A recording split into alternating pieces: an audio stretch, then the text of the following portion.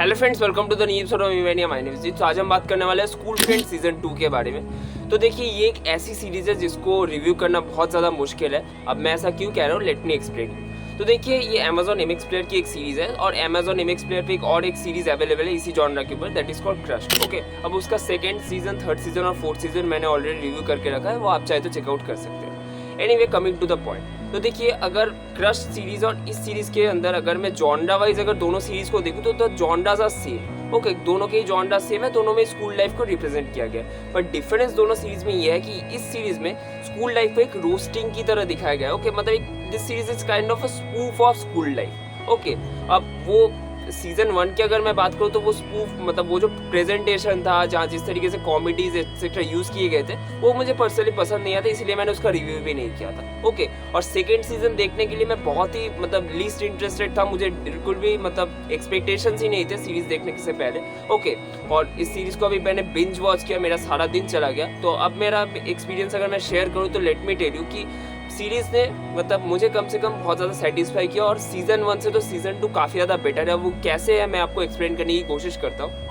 अब देखिए, एक स्पूफ सीरीज में क्या होता है, कॉमेडी के ऊपर लोग मतलब ध्यान दिया जाता है, कॉमेडी के ऊपर मेन फोकस रहता है। बट इस पर्टिकुलर सीजन 2 में कॉमेडी मतलब स्लैपस्टिक कॉमेडी बेसिकली यूज किया गया, जो सीजन 1 में भी था। और पर्सनली वो कॉमेडीज मेरे लिए वर्क नहीं किया, because I am not fan of this kind of comedy like slapstick comedy and all. तो मुझे पर्सनली वो कॉमेडी मतलब पसंद नहीं है उतना, जैसा आप मतलब जुड़वा 2 या भूल भुलैया 2 में जैसे कॉमेडीज आप देखते हैं, तो वैसी ही कॉमेडी यहाँ पे भी यूज़ की गई। और उन लाइन्स को उतना फनी वे में लिखा नहीं गया था, और मतलब वो पर्सनली मुझे उतना पसंद नहीं है। कुछ इक्का दुक्का जगह पे वर्क करता है मेरे लिए, पर overall the comedy is not up to the mark for me. Okay, अब बहुत से लोगों को पसंद आ सकता है। Anyway, move on to the next part.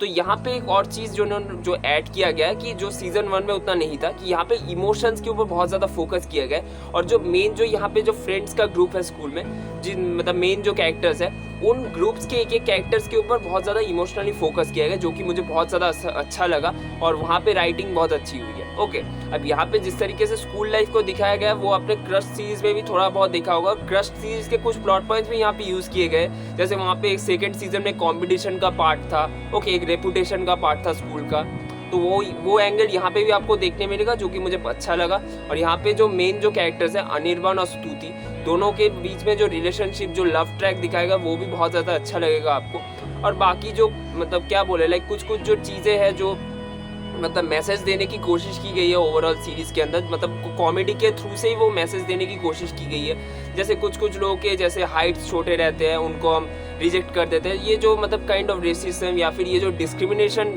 रहते हैं हमारे सोसाइटी में, उन सब चीज़ों के ऊपर भी कमेंट करने की कोशिश की है डायरेक्टर ने, तो वो चीज़ें मुझे अच्छी लगी।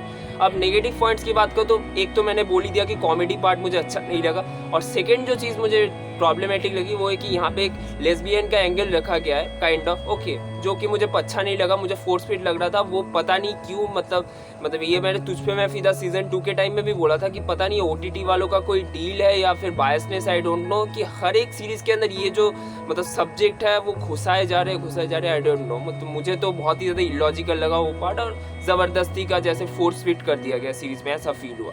ओके, परफॉर्मेंस सबके अच्छे थे, गाने ओके थे, और कॉमेडी तो मैंने पहले ही बोला पसंद नहीं आई। इमोशनल पार्ट बहुत अच्छा है, और जिस तरीके से इसको एंड किया गया, आई थिंक सीजन 3 भी आएगा इसका। ओके, और बहुत ही लंबी सीरीज है, 20 एपिसोड्स है। हर एक एपिसोड का ड्यूरेशन आई थिंक 15 मिनट के आसपास है। मेरा तो सारा दिन चला गया।